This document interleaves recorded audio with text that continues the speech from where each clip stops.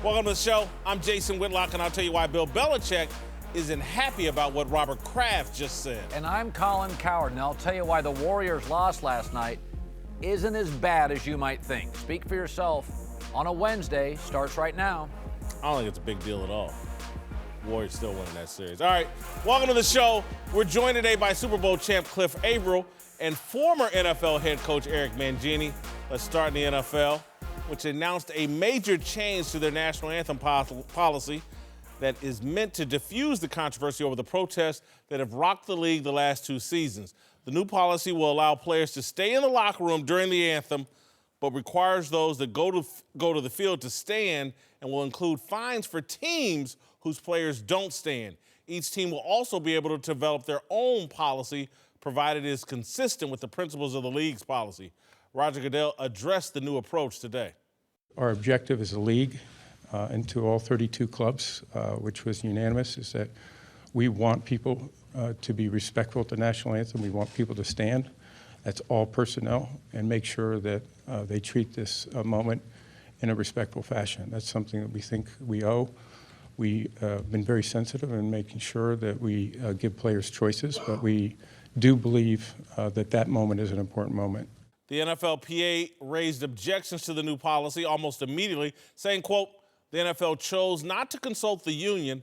The vote by NFL club CEOs today contradicts the statements made to our player leadership by Commissioner Roger Goodell and the chairman of the NFL's Management Council, John Marr, about the principles, values, and patriotism of our league. Cowherd, what's your reaction to the new policy? Well, it feels a lot like the NBA policy, which is, I've always thought it's very interesting.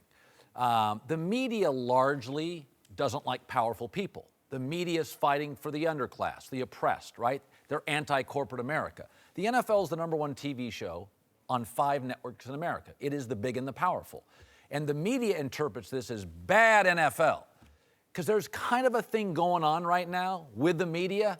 NFL bad, NBA good. The NBA's got mostly the same policy. You were not allowed in the NBA. The NBA doesn't allow you to kneel for an anthem. Fines, suspension. The NFL's saying, all right, listen, if you come out, we don't want you to kneel. It hurts business. To me, it feels a lot like the NBA, but I think the NFL will probably get clobbered for it. Clearly, there's an attack on the NFL by the media, and they've baited a lot of players unwittingly into being a part of the attack on the NFL. And so, yeah, the NFL's treated unfairly. The NBA has basically had this policy for decades, and no one thinks that the NBA is oppressing their players. I don't really like the new direction. I wish they had just chosen, I thought they had 2 options. You know what? We're going to do the national anthem without the players, the way they do it in college football, the way we did it previously. Players will be in the locker room, we'll have the national anthem. That was one option. That's a good idea. The other option that I would have chosen is, okay, if you kneel, if you do any kind of protest, you don't play, period. And just leave it at that. That would have been one of the 2 options, either in the locker room, or if you want to kneel or protest, no problem. You just don't play. By the way, for years and years, when I was a kid growing up, most of it, they didn't have the anthem. That's another thing that's lost. The NFL, and I've criticized the NFL before, these are billionaire owners. They all decided we want the anthem. Why? Because they were getting paid by the military. Yeah. So my thing is, if you're going to, the NFL created some of this themselves. Well, again, it goes a little deeper than just the small amount of money they get from the military to do this. This goes back to Pete Rozelle attaching football to patriotism, the military, and things like as a television strategy, as a way of attaching, for football to supplant baseball as the most powerful sport in football. And it's one of the main reasons why the NFL makes so much money and is able to play the players a lot better than they used to be able to. Well, the NFL really had to make a move. One of the reasons I got criticized so much last year is there wasn't clear direction, one way or the other. And now they've given clear direction. If you do this, the club's going to get fined. You can potentially now get fined by the clubs. You have the right to stay in the locker room if you don't want to do that. And it's going to be interesting to see how this plays out. Is it a fine per player? So are there 10 fines if 10 fines kneel And then if it happens a second time, typically fines double and then double again. So they're going to have to work out that. And then with each team, you have the ability to give conduct detrimental fines to players for things like this. So it'll be really really interesting to see how harsh each team is with the fines they impose. I find it interesting all around. One, I think when you said the NBA and the NFL, they kind of have the same rules. I think the NBA and the commissioner and those guys, they work with the players. They put this statement out, and they put this out, and obviously the NFLPA didn't know anything about it. Right. So that's a problem in itself. We're not discussing this as one. If we discuss this as one, I think we would have had a better solution. I think this whole, some guys stay in the locker room, some guys come out. It makes no sense to me. None of it makes any sense. And then how do you do the fining process? Is it individually based? The teams can find how much they want to fine? Like, it makes no sense. On top of that, I don't think as an organization you have the right, and again, my personal opinion, I was part of one of the guys that used to kneel as well. I don't think you have the right to tell me how or what I should do when the national anthem is playing, because there's a gazillion other people in the crowd that's talking, that's chanting, that's doing all these other things. We don't do that when we come into this building, whenever you clock in to work. So none of that stuff makes any sense. Hold on, though. The people in the stands aren't getting paid. Okay. They're not making a dime. The NFL is paying the players a lot of money. Yes. And at the end of the day, Cliff, and I hear you, it's a television show. That's all the NFL. It's entertainment. No, it's just a television show. Mm-hmm. The NFL would virtually go away if TV went away. And so it's a television show. Mm-hmm. Television shows have scripts. There are things we can and can't do on this television show. It's almost any workplace. But that's not scripted, though. Like a game, and because that's what everybody comes to see is entertainment. They come to see that. Right. I get that part. But at the end of the day, I have a platform. I have a platform, and I can use it for whichever way. If the NFL came together with the players, I think they wouldn't have this issue in the first place. Listen, there's a talking point that is pervasive, that the NBA and the commissioner, they talk and they just get along and they hold hands and they pray together at night. The reality is David Stern instituted the rule that the NBA has about the national. He didn't consult with the players. You don't think so? No. You don't think they had the conversation, though? No. Chris, that's Cliff, my thing. You've been playing football. I cover sports for a living. All the way back to when the NBA did this, when they ran Mahmoud Abdul-Rauf out of the league. I was alive and covering sports then. There was no consultation with the players. David Stern ruled with an iron fist.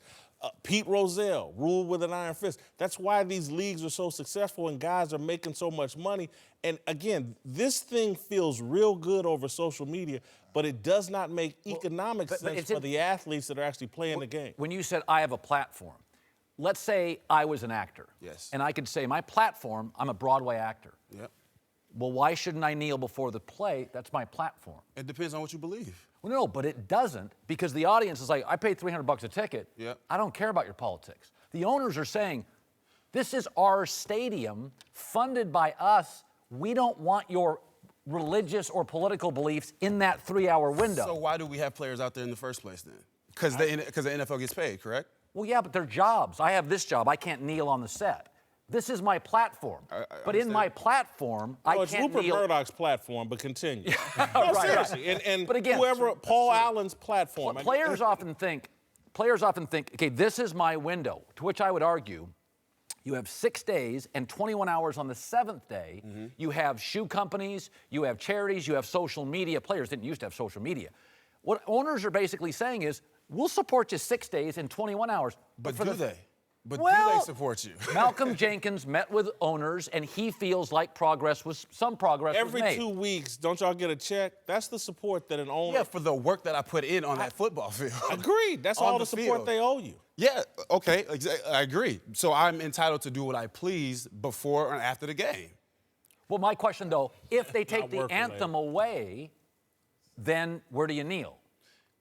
You just don't, I guess. See, that's my point. But you still have the conversation, though. No. Conversation's fine. Because that's the original, for me, and why I was a part of it, the original conversation, the original reason why I wanted it is to have the discussion. I felt like that was my platform to be able to make, because nobody's listening to me after the game. They're talking about the game. Nobody's listening until we do this, and then people start having the conversation. Cliff, And the conversation that's going on, and I'm sorry, Eric, for not letting you get in there. That's right. But Cliff, the conversation is going on. Just the reality, not what your desire or Kaepernick's desire is. The conversation that's been going on has been exactly the one we just had. There has not been any conversation about police brutality in this conversation. It's been about the national anthem. That's why some people, older people that are trying to like, hey man, don't mess up your money. And if you really want to have this conversation, there's a better way. Because this conversation about the national, to use the money that you're acquiring Please, yes. to support the issues politically that you are passionate about. So who says we're not doing that, though? We're We're doing that, but at the same time, I feel like the conversation still needs to be had from the standpoint of people understanding what other people are going through in this country. And we've been having, for overwhelming part, a conversation about the national anthem, not about what people are going through, not any That's of part that. of the problem, It's too. been I agree. about the national anthem, just like we all just participated in here. It hasn't been effective, and that's not people trying to say, you're wrong, don't be concerned. There are people like that have lived longer that are saying, there's a better way. There's a more effective way. And again, and my overall perspective is just like, as long as we as black people, as long as our happiness is attached to how some random white person we don't know feels about us, we're going to be very unhappy I for a very long time. I think this whole thing, he has issues, you're media, you're a coach. I still can't figure out what coaches are supposed to do. I need the support of my player. Like, we always talk players, media. If I was a coach, I got an owner that doesn't want it. I got players that do. For coaches, where do you go? Where do you land on it? Yeah, and that's the biggest issue. You saw it in Pittsburgh last year. They were trying to get a universal answer to this problem. And even the debate that we're having now, this is the issue, is it's hard to agree on politics. And it's hard to agree on political issues that so many people are passionate about. And what the NFL did is say, okay, this is going to be our policy. We have a policy, and now it's up to you to determine how you're going to enforce that club to club. And that at least gives you some clarity as an organization. From a coaching perspective, the Pittsburgh situation to me was extremely difficult. They tried to get something so that the group could be unified, but they couldn't, and it ended up being a huge distraction. And that's the difficulty with signing Eric Reed or Colin Kaepernick, is the distraction component of it to an organization. Think about this. Politics, whether you're at the Thanksgiving dinner table, work, everywhere. Unless everybody agrees, politics are hard. Yeah. Couldn't I argue what the owners are saying is, fellas, you argue with family members on this. You're coming into my stadium, you're kneeling, it becomes political. It's not about the issue you think it is. What owners are basically saying is, politics are hard. Our customers are turned off.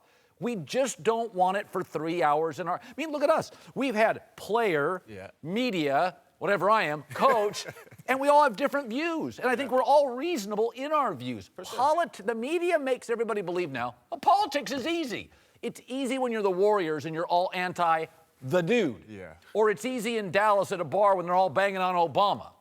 But mostly politics are hard. Let's ask the $1 million question, put Cliff on the spot. Put him on the spot. Do you think there'll be protests this season? I do. I still believe guys will still protest and do what, if they truly believe it, if their core belief During the is anthem. That, yes. I think there'll still be guys that do it. But this dynamic has changed now because there's the short-term ramifications where you now are costing your owner money, and that becomes a real. Of course. That becomes attractive to some players. Okay, it may be in the short term, but then you could be fined individually, so you have that aspect of it, and then you've got the long-term repercussions, which we're seeing with guys like Eric or guys like Colin, where teams are making that decision. Your skill set is not going to offset the distractions, and now they don't have a place to play. Supremely talented, gifted players in their prime can do whatever they want. We know that. Yep. The marginal player who's good, not great, Probably not going to stand for anything. well, again, so you'll even have that. I think the super Aaron Rodgers and Russell Wilson can do whatever they want. Michael Bennett, by the way, was political. Philadelphia's like, we'll take him. Yeah. But I do think marginal players, it will be held against them. I really do. I agree, but that's the league we're in. If you're a superstar player, That's why we need more of those guys to speak on it. Right. But if you're a superstar player, yes, your I guess leash in a sense is a little bit longer than other guys. They'll let you get away with more stuff. They'll let you talk on more things. But if you're in the middle of the pack or special teams guy, they're probably not going to put up with it, and they understand that too. This time of year brings us two things: graduations and Father's Day, and the gifts that go along with them. Before you buy Dad another tie or that grad a balloon that will probably float away, ask yourself this: does my dad or grad like wings or sports, or better yet, both? If the answer is yes, then get them a Buffalo Wild Wings gift card. Right now, if you purchase $30 worth or more in-store or online, they'll give you a $5 bonus to keep for yourself. That's a gift that gives back. How generous of you. Buffalo Wild Wings. Wings, beer, sports. Terms and conditions apply.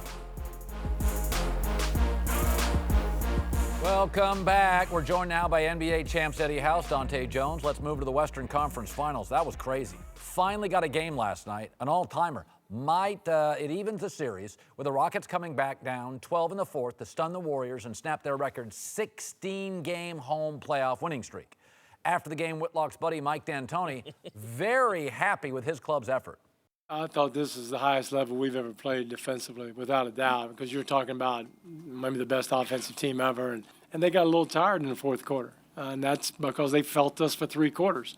I felt like in the fourth quarter, we just ran out of gas. We scored 12 points. This game was sort of trench warfare. It was just everybody grinding it out, a lot of isolation. I guess this is the modern NBA. Really understand this is a true playoff type experience, and it's not going to be easy against a great team like Houston. So we're up for it, though. All right, you think the Warriors could actually lose the series? No. I don't think anything happened last night other than Andre Iguodala didn't play. They didn't have their Hampton Fives lineup. They were a little bit off, and they lost the game. I thought that James Harden was effective offensively in the first half, then was garbage in the second half offensively. Chris Paul was great in the second half, but the rest of these guys, Eric Gordon, made 1 3, 1 of 8 from 3. Capella is a MIA in this series. Houston got lucky last night, and real lucky Steph missed that shot. Well, I think here's the thing. Even last night within the game, there were 4 different games. Every quarter was decided by 9 points or more. First quarter, blowout Golden State. Second quarter, Houston dominates. Third quarter, Warriors dominate. Fourth quarter, Rockets dominate. This series is all over the map. The difference is, here's where nothing's changed. Golden State's still got more good players. Now, do I think it's a math equation? If I'm Golden State, I'd rather not have 2 of the next 3 on the road. But even within the game last night, you got 4 games. And my takeaway on this is I'll still take the dynasty and the 4 potential Hall of Famers over the 2 potential Hall of Famers. So I like Golden State still. I like Houston if Andre Iguodala is not playing, because Andre is the big part of their team. He's their playmaker. He's their quarterback. He's their defensive juggernaut. They become a normal defensive team where you have one elite defender, and that guy has to chase around the best player. But with Andre, it gives him a different dynamic. You have Clay and Andre. So now with all their switches, they can run pick and roll, and they can run different sets to get the switch and pick on the bad defensive guy now. More bad defensive guys to pick on. So defensively, they don't have that edge that they normally have. And then guys are not getting easy shots, and guys are not getting settled down, and guys are not getting positions to win without him on the floor, without his presence there, period. It's going to be a different series if he can't go out there and suit up and be able to help them on the court. He was noticeable in the fourth quarter. It was noticeable they didn't have Andre Iguodala. Smartest guy on the team. To answer the question, do I think they will lose? They could, but they're not. They could lose. It's a possibility they could lose this series, but they're not. The thing is, will they have Houston played desperate last night. Yes. And you could see it in their defensive intensity, but they still gave up wide open shots as well as great of a defensive game that everybody thought they played.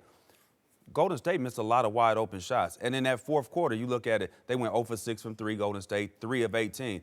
It's a make-miss league. That's what everybody says all the time, right? And that's what happened. Houston made their shots when Golden State didn't make their shots. Golden State turned the ball over 4 times in the fourth quarter. Houston took care of the basketball in the fourth quarter with only 1 turnover.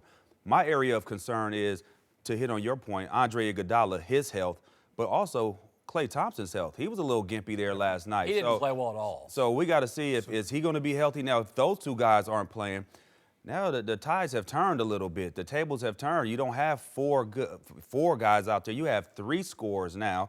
And Andre Iguodala, your defense, both of your best defensive players, they're not in the building. But they're not going to lose, I'm saying. So part of the game you're playing in the playoffs too is health. Health is a big part. Is talent and rotations and adjustments. Health is a big part. And if you have Klay and Andre not up to par or possibly not participating, and Steph, who's still probably not healthy, but he's still out there having big quarters, that's going to be tough for them. I think Houston did a good job of weathering their storm. Their big third quarter team was a 17-point shift in that third quarter, and they didn't take good shots within that quarter. Houston just got up shots and let a quarter go by, but they weathered the storm and came back and fought. I just don't think much happened last night. Iggy didn't play, and wake me up the next time Kevin Durant plays that bad in the fourth quarter in these playoffs. The whole team, though. Nobody can make a shot. They only made 3 shots but ask in the fourth quarter. yourself this. We've seen this with the Cavs and the Celtics. Mm-hmm.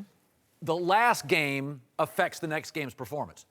The Warriors came off a 41-point win and led 12-0.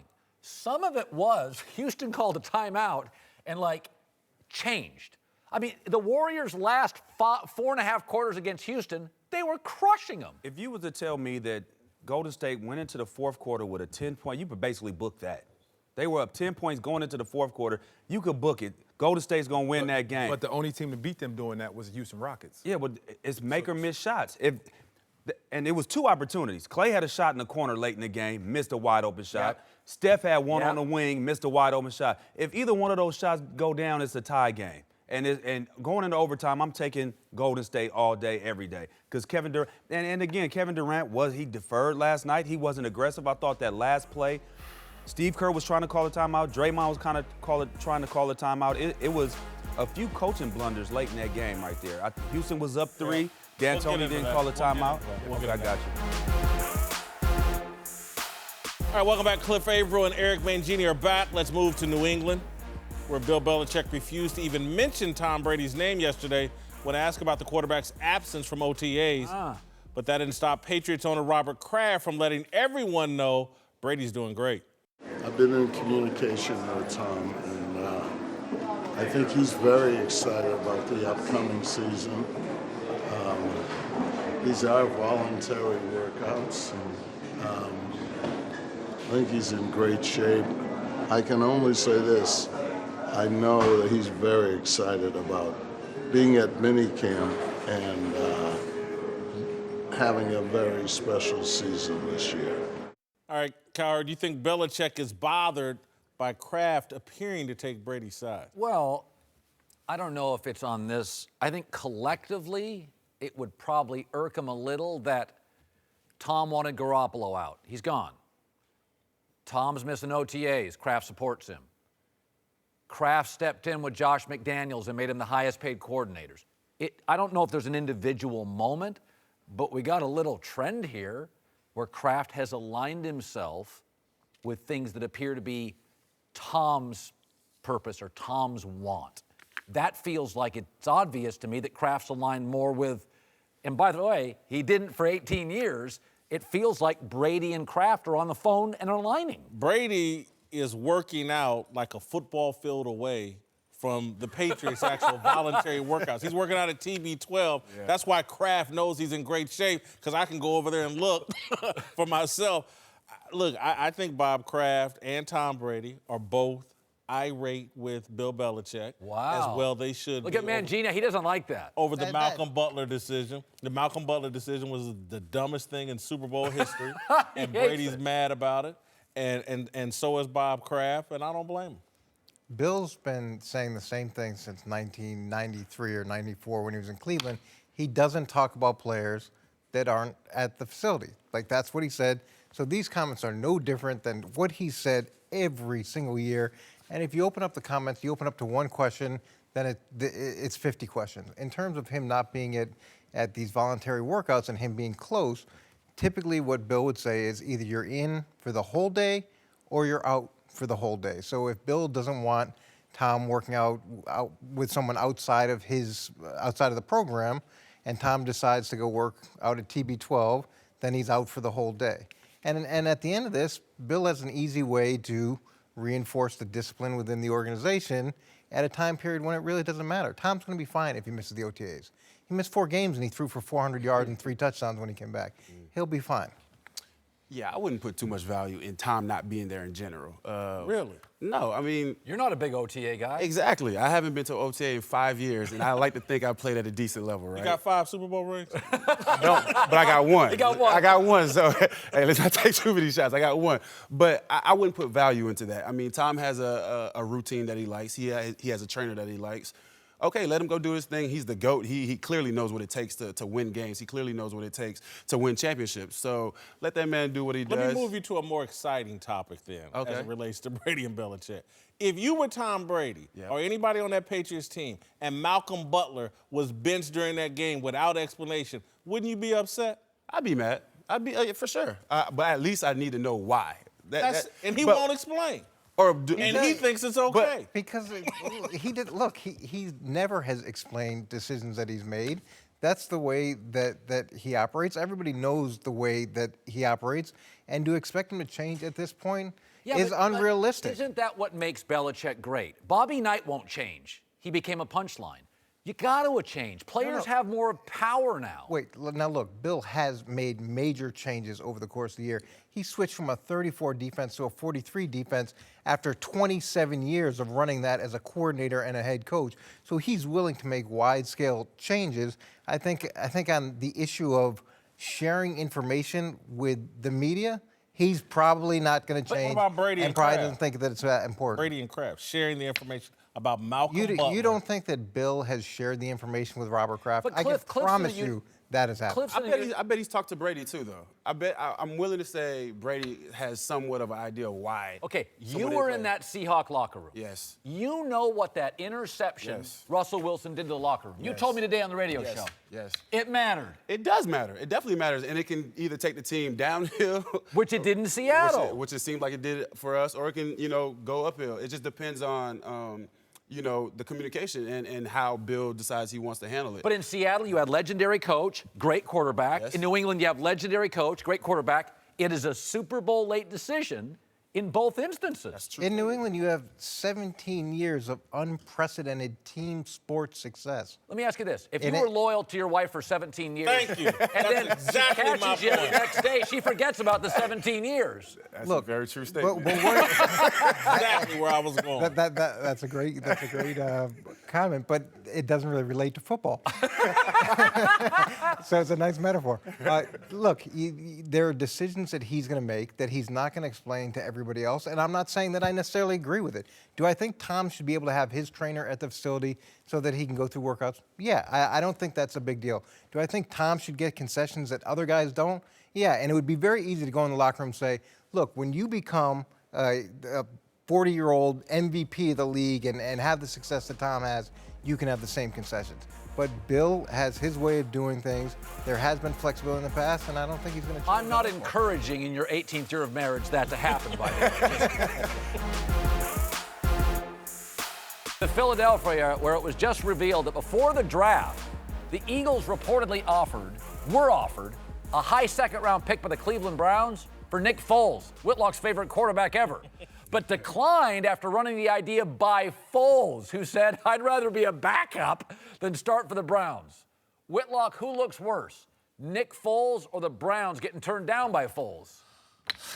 Nick Foles, to me. Oh, no. I'm going to go with Nick Foles because there's no way after being the MVP of the Super Bowl, he should be playing anywhere where he's not making starters money. Oh. You have to strike when the time is right, and I would have demanded pay me like a starter or move me somewhere where they're willing to pay me as a starter. He should have went to Cleveland. We always bang on athletes because they're all about money. Nick Foles it's not all about money. This is a great locker room with a great staff and no dysfunction. And I want to be right here. I ain't gonna be on the listen, field. Listen, the best position on the football team is the backup quarterback position. You only have to make a few plays from time to time whenever they call on you, and you make a decent salary. I mean, they gave him a signing bonus of $2 million. They gave him a new deal. Being a backup quarterback isn't necessarily that bad for most guys. And Don't you want to be on the field? I'm a different player, though. I'm a different type of person. I'm a defensive player. Of course I want to be on the field. I can't be a defensive end backup for a career. Well, we get fired for that. We also don't know what Cleveland offered. So they may have made the trade and said, we're going to keep you under the renegotiated deal that Philadelphia had. It may not have been, we're going to trade for you and then give you starters money. I think the other thing Nick looked at is Cleveland was going to draft a quarterback no matter what. Mm-hmm. So the second he got there, he was on the clock for whoever that number 1 overall draft pick was. What'd they pay Tyrod Taylor? Not a ton. Or, maybe it's an existing contract. I don't know. If I'm Nick Foles, I want to be on the field. I want to be starting somewhere. I think it takes real character to not just be about money. I like that. Nick Foles is like, I'm not about money. I love my team. I love the city. I love my... By the way, we don't know that it wasn't about money, though.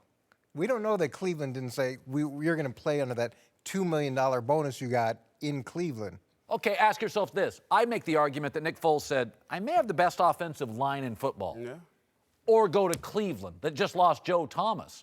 Part of it's just common sense. As an offensive lineman, you should appreciate that. I'll just say this. Cleveland may not have been the right choice, but I haven't liked the way Nick Foles has handled the entire offseason. He should have demanded to be a starter. So you just were the MVP of the Super Bowl. No, You got your Super Bowl. You got a chance to go out and continue to play. He's going to be backing up Carson Wentz. Who wants to ride the bench when you could be starting somewhere? Backup quarterbacks love to ride the bench. And don't get hit. You don't get hit, and you get paid. I'm telling you, backup quarterback and being like a kicker or punter is like the best 2 positions for longevity. And he's a year away from potentially hitting the lotto. Next year, he can be a free agent, or the way the deal's set up, he gets paid $20 million by Philadelphia to stay there. So he sits there for another year. He knows this is a system he can win in. He knows this is a system that he can excel in. So why not wait it out another year and go hit a home run as opposed to a double in or go Cleveland. to a non-dysfunctional team. How do you know that in Arizona, Bradford, Bradford leaves, and all of a sudden Nick They just Foles drafted Josh Rosen. Well, again, I'd rather back up in Arizona under Rosen than start for the Browns. You think I'm crazy? Nah, it's not look, the Browns are bad, dysfunctional. And look, he could be sitting there saying, look, man, Hugh Jackson's fighting for his life. I could have a whole new coaching staff, of course, whole new offensive system. So maybe this decision isn't as bad as I thought. But being a backup in Philadelphia is a mistake. When I started this show 2 years ago, I would have had no idea that your favorite professional athlete would become Nick Foles. It's not my favorite. You have made him into Kevin Durant. No. It's only when Carson Wentz isn't playing. It's just Philadelphia quarterback. All right, welcome back. Dante Jones is back, joined now by the founder of the Big Lead, Jason McIntyre. Let's move to Boston, where the Celtics host LeBron and the Cavs in Game 5 tonight. Boston rolled the Cavs in the first 2 at home, then hit a wall in Games 3 and 4. They were out of it 8 minutes in. It's been a familiar pattern for them in the playoffs. It's remarkable. Completely different team at home and away from home. Just one game with their shooting percentages. Look at those numbers. Fall off a cliff. Whitlock, you more confident in LeBron tonight or the Celtics' home court edge? I'm more confident in LeBron James. I think that, again, I said it yesterday, they let the monster out. And I don't think you're going to get him back in his cage until this is over. I think the kids had their fun. Jaylen Brown, Jason Tatum, it was fun while it lasted. I think LeBron puts such a mental toll on you. He's smarter than you. He's more physical than you. He's more athletic than you, even at age 33, 34. It's been a nice little story. I expect Cleveland to win comfortably tonight. Yeah, I wish I had that confidence. I have no idea. Vegas doesn't have any. Vegas is like 1 point spread. Vegas doesn't know. Young people and young teams are unpredictable. How do I know Boston's not going to be great at home again? They're winning by, what are they? 9-0 in the playoffs at home, winning by 11.5 a game. They may be great. Every time I watch them at home, they're great. The facts are for the rest of the series, it's a 3-game series. You have LeBron James. You're probably the worst road team in the playoffs right now. And LeBron has won, one game on at an opposing arena, 25 consecutive Eastern Conference series. So do you have confidence that these Celtics can beat him 4 times in your building? No. Especially when he's figured out how to win in this series. And it's not an offensive end. It's not his scoring. It's not his assist making. It's his attention to detail on defense. I think he's put together some good, maybe great defensive games by just paying attention to his responsibilities and making energy and effort plays. He has to score. He's scoring 40 and 30. But what he is doing, he's leading his team on a defensive end by getting the loose balls, by rotating, by being in the right spot, by setting the tone defensively and being an example for his teammates. And after that, everybody follows and they put together defensive shows of what their capability of doing, and that's winning games on the defensive end.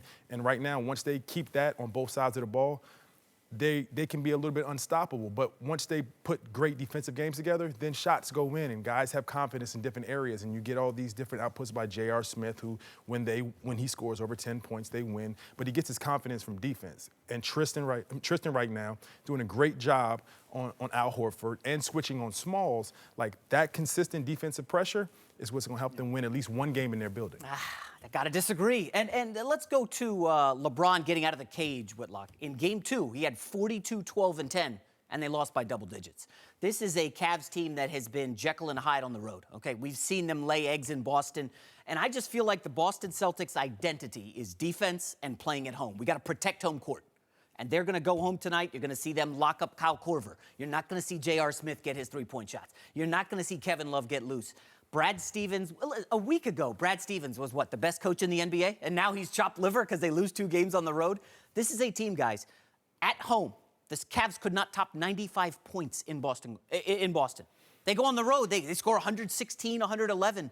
I love Boston at home. I take them tonight, even though they're a small underdog, right? But you don't love Cleveland, right? No, and so you but think... No. I take that back. I love LeBron in this spot. Okay, but you don't love the Cavs roster because LeBron can't do it alone. It's a different game now.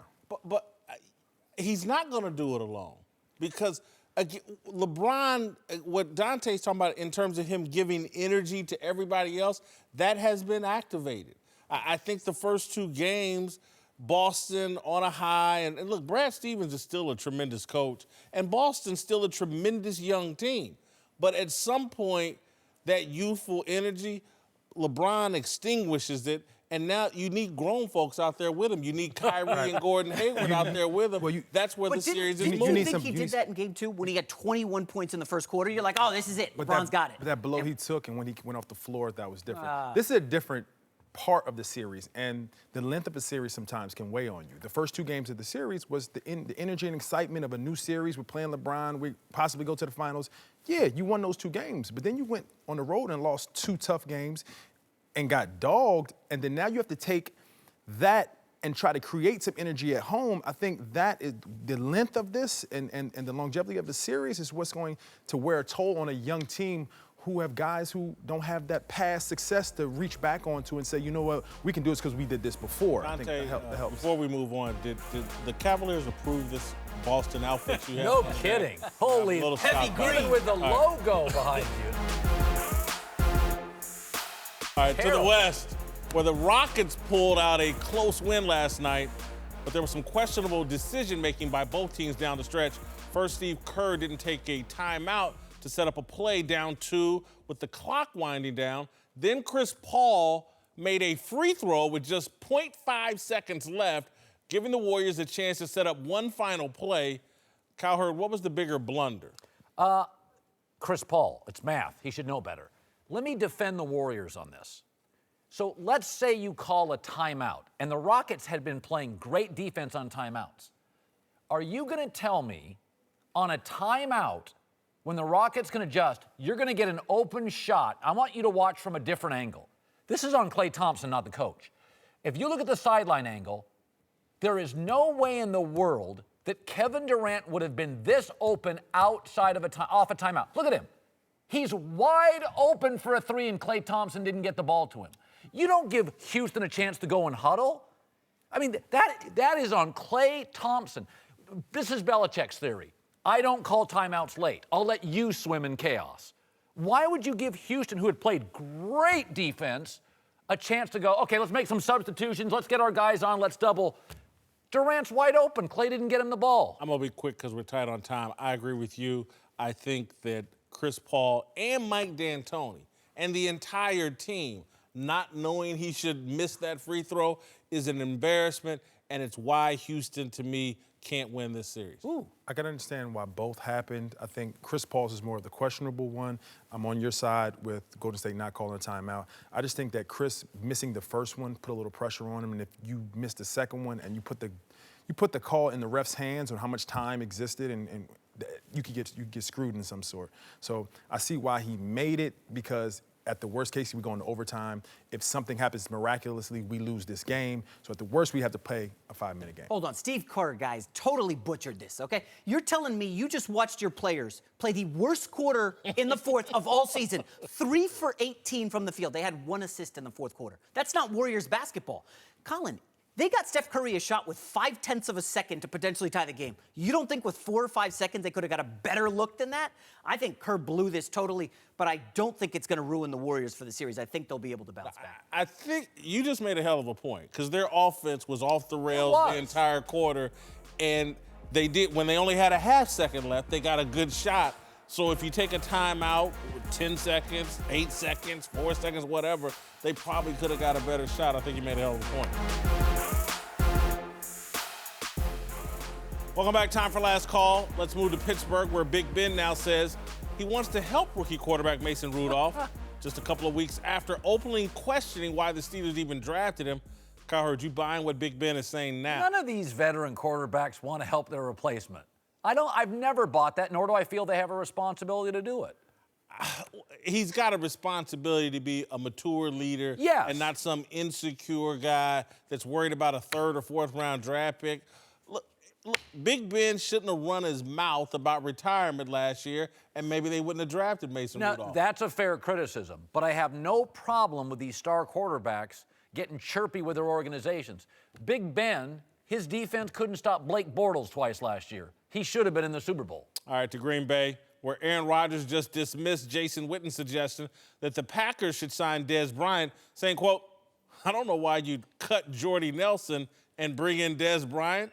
Cowherd, do you think Dez will get signed before the season starts? I do, but I love Aaron Rodgers like Big Ben having a strong opinion, because did you see Green Bay without Aaron Rodgers? They were the Browns. I love Brady pushing back. I love Big Ben pushing back, and I like Aaron Rodgers pushing back. I got marginal NBA guys holding teams hostage. Dez Bryant, I'm not sure if he's going to sign before the season, because he wants a ton of money or good money. He still thinks of himself as an elite wide receiver. He lives in a bit of delusion. He's another guy that's got the talent to play in the league, but the distraction isn't worth it. He may not get another chance. All right, before we go, big congratulations to Fox's own Jeff Gordon, who was announced today as part of the 2019 class NASCAR Hall of Fame. Race Hub's got a big tribute to Jeff coming up. That's all next on FS1. That's it for us. We're off tomorrow. We'll see you Friday. Congrats, Jeff. Congrats, Jeff.